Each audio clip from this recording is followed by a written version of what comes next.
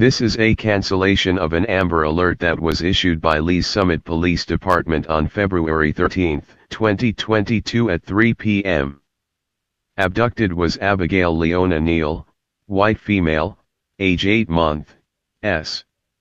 And Raylan N. Neal, white female, age 4. Suspect was taken into custody and the children were located safe.